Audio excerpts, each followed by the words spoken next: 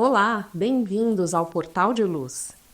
Nos dias atuais, em tempos de redes sociais, nós temos sido cada vez mais levados a entender o significado de sucesso, de felicidade, num formato que fica sempre vinculado à aquisição de bens materiais, que são coisas transitórias e passageiras e que não vamos levar daqui conosco quando nós formos embora. Mas se nós sabemos que a nossa vida física é transitória, o que é a verdadeira riqueza se nós analisarmos sob o aspecto da verdadeira vida, que é a vida espiritual? E como fazermos para não nos deixarmos levar pelos impulsos do apego à matéria? Antes de falarmos sobre este tema, nós vamos convidar todos vocês para ouvirmos juntos a mensagem psicografada por Chico Xavier. Muitos companheiros na terra se declaram indignos de trabalhar na seara do bem, alegando que não merecem a confiança do Senhor, quando a lógica patenteia outra coisa. Se o Senhor não te observasse o devotamento afetivo, não te entregaria a formação da família, em cuja intimidade criaturas diversas te aguardam carinho e cooperação. Se não te apreciasse o espírito de responsabilidade, não te permitiria desenvolver tarefas de inteligência, através das quais influencias grande número de pessoas. Se não acreditasse em tua nobreza de sentimentos, não te induziria a sublimar princípios e atitudes na realização das boas obras, com as quais aprendes a estender-lhe no mundo o reino de amor.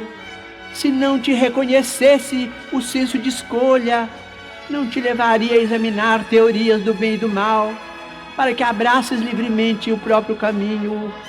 Se não te aceitasse o discernimento, não te facultaria a obtenção desse ou daquele título de competência, com o qual consegues aliviar, melhorar, instruir ou elevar a vida dos semelhantes. Se o Senhor não confiasse em ti, não te emprestaria o filho que educas, a afeição que abençoas, o solo que cultivas, a moeda que dás. Não cai uma folha de árvore sem que o Pai o queira, ensinou-nos Jesus. Toda possibilidade da criatura na edificação do bem é concessão do Criador. O crédito vem do Pai Supremo, a aplicação, com as responsabilidades consequentes, diz respeito a nós. Sempre que te refiras aos problemas da fé, não te fixes unicamente na fé que depositas em Deus.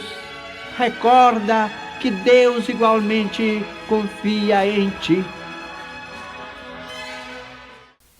No meio social em que nós vivemos e diante do nosso estágio evolutivo atual, nós sabemos que existe muito mal-entendido sobre o que é a verdadeira riqueza.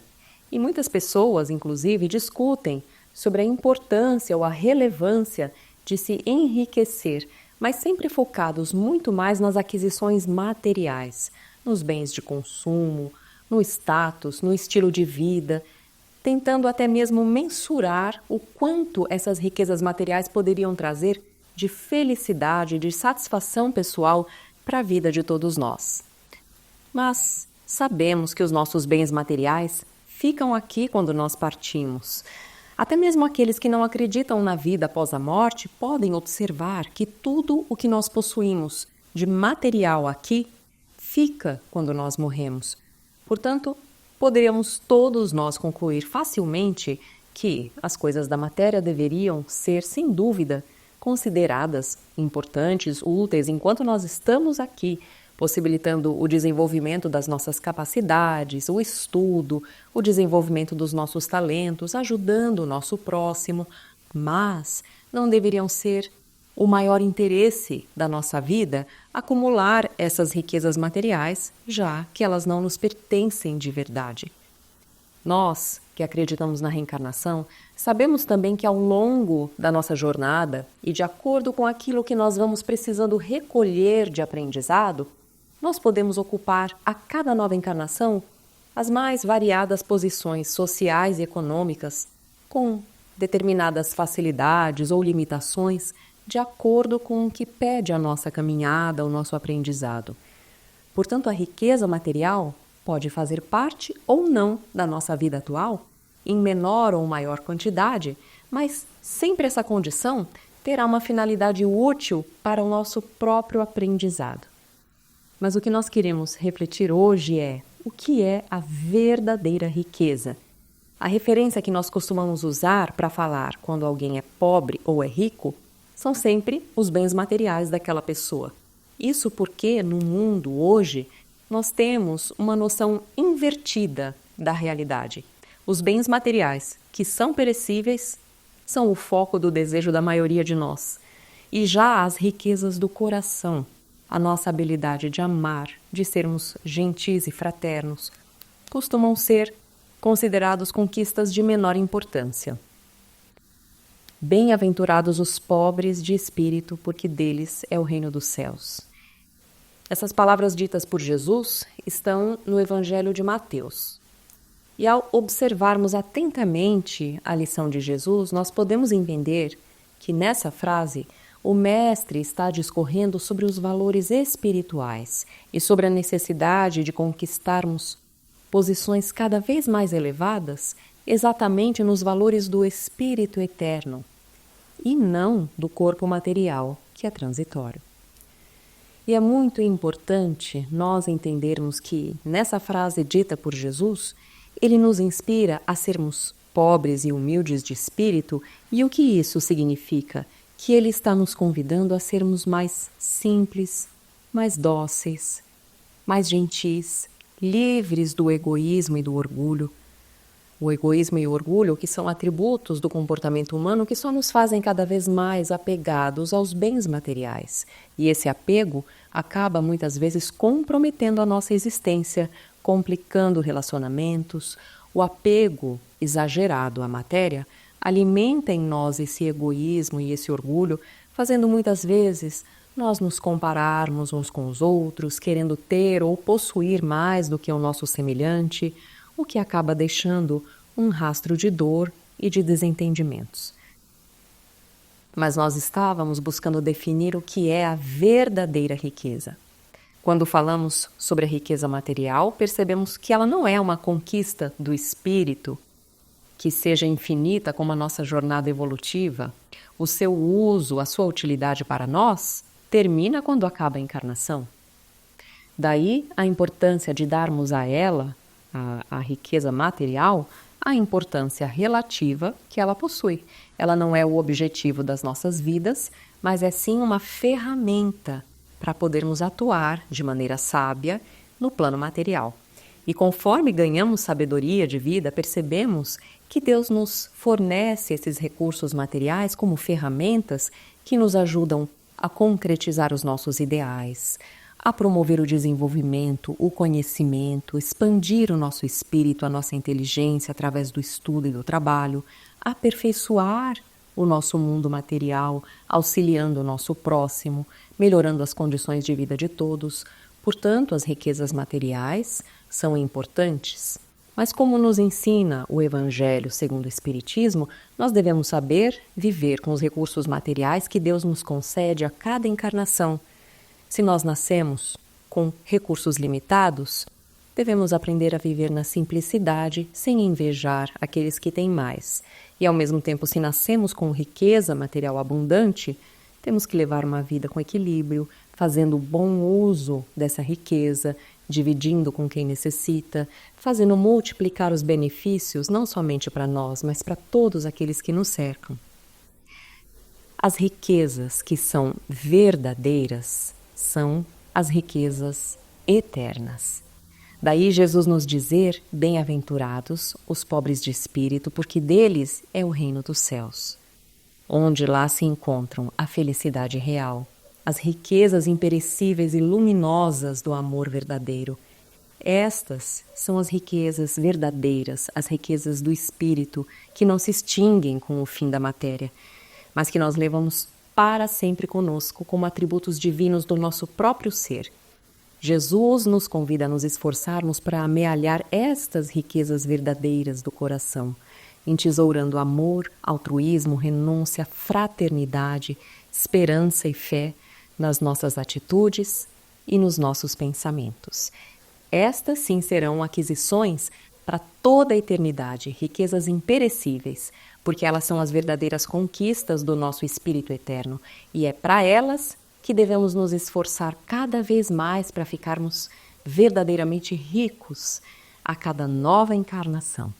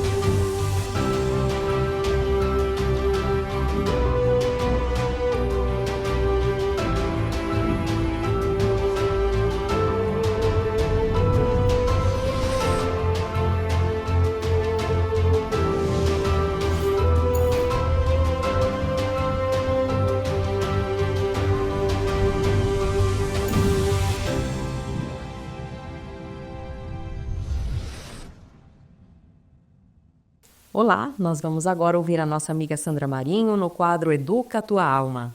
Queridos amigos, queridas amigas, eu acredito que o grande desafio de fazer valer a nossa experiência neste planeta é entender quais são os fatos, as razões de nossa existência. Apesar de, quando estudamos a doutrina, aprendemos que a nossa existência de hoje é resultado das vidas passadas.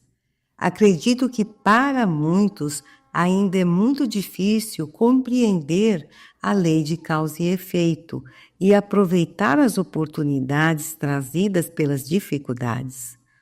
Afinal, ninguém quer passar pela dor. A única certeza que se tem é que a vida está longe de ser um berço de facilidades e sombra e água fresca, como muitas vezes nós sonhamos. Já repararam como desde criança lidamos com a dificuldade? Os adultos não nos compreendem e, na maioria das vezes, não percebem e não conseguem nos ajudar. Quantos de nós não éramos tímidos, outros sofriam de bullying, tínhamos medo, enfim. E quantas vezes acalentamos dúvidas que só foram sanadas com o tempo, depois que já éramos adultos? Não sabíamos expressar o que realmente nos afligia. E em todas as fases, lá está ela, a dor para ser vivida, para ser enfrentada. Mas reflitamos o seguinte: o que exatamente nós não entendemos da mensagem do Mestre, se em toda a sua trajetória ele colecionou um rol de dificuldades de toda a ordem?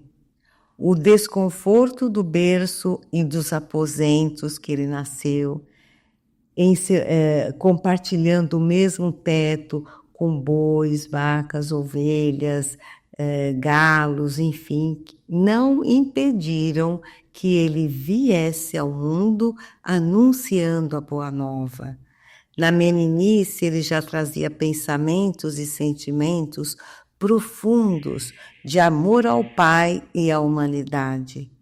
Compenetrado de sua missão, foi impedido de viver a leveza da infância. Suportou a rejeição dos irmãos e a incompreensão do pai, e no final, como bem o sabemos, sofreu a infâmia da cruz, mas mesmo assim, com o corpo dilacerado, ele encontrou forças para rogar o perdão para os seus verdugos e a turba ignorante. Por que será que, mesmo sabendo disso, não conseguimos ampliar a nossa visão de dor e aproveitá-la como oportunidade de crescimento espiritual? Não se trata aqui de idolatrar a dor, muito mesmo de masoquismo, como alguns equivocadamente podem pensar. Estamos falando de não nos cansarmos diante das provações. Se puxarmos bem pela memória, já passamos por provas que pareciam intransponíveis e tudo passou. Algumas delas já nem nos lembramos exatamente como foi. Eu gosto muito do livro, da lição do livro Fonte Viva, é o capítulo 124. Esse livro foi ditado por Emmanuel e psicografado por Chico Xavier. E o capítulo nos faz refletir sobre a importância de nos mantermos ativos e firmes perante a dor, que, por sua vez, sempre tem um objetivo nobre, sempre. Aí a lição diz o seguinte: quando o buril começou a ferir o bloco de mármore embrutecido, a pedra em desespero clamou contra o próprio destino, mas depois, ao se perceber admirada, encarnando uma das mais belas concepções artísticas do mundo, louvou o cinzel que a dilacerara. A lagarta arrastava-se com extrema dificuldade e, vendo as flores tocadas de beleza e perfume, revoltava-se contra o corpo disforme. Contudo, um dia, a massa viscosa em que se amargurava converteu-se nas asas de graciosa e ágil borboleta, e então enalteceu o feio corpo com que a natureza lhe preparara o vôo feliz. O ferro rubro, colocado na bigorna, espantou-se e sofreu inconformado. Todavia, quando se viu desempenhando importantes funções nas máquinas do progresso, sorriu reconhecidamente para o fogo que o purificara e o engrandecera. E a semente lançada à cova escura chorou atormentada e indagou por que motivo era confiada assim ao extremo abandono. Entretanto, em se vendo transformada em arbusto, avançou para o sol e fez-se árvore respeitada e generosa, abençoando a terra que a isolara no seu seio.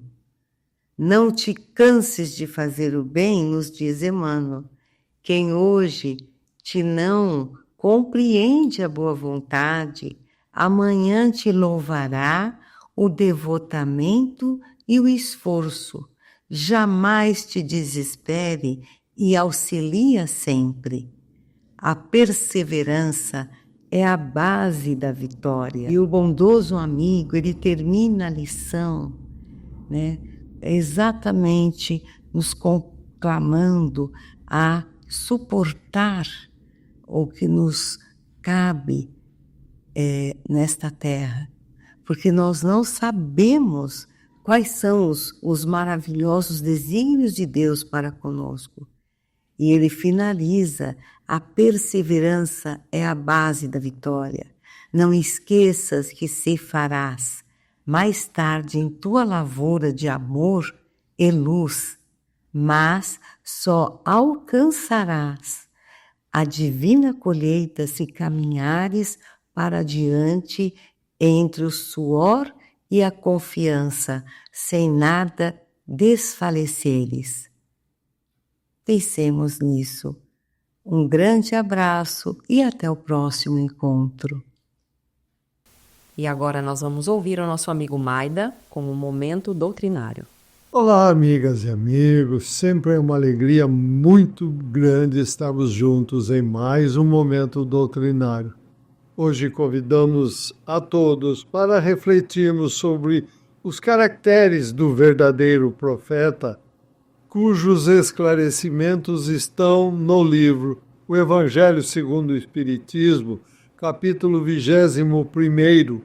Haverá falsos cristos e falsos profetas, onde nas mensagens dos Espíritos, no item 9, temos a mensagem na qual o Espírito Erasto, em Paris, em 1862, esclarece-nos a respeito dos caracteres do verdadeiro profeta, dizendo: desconfiai dos falsos profetas. É útil em todos os tempos essa recomendação, mas, sobretudo, nos momentos de transição em que, como no atual, se elabora uma transformação da humanidade, porque então uma multidão de ambiciosos e intrigantes se arvoram em reformadores e messias.